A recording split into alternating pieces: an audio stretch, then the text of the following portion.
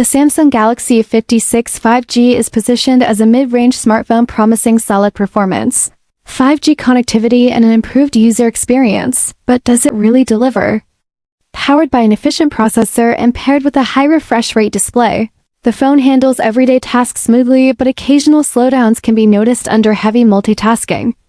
The camera system produces decent shots and good lighting, though low-light performance struggles with noise and detail loss.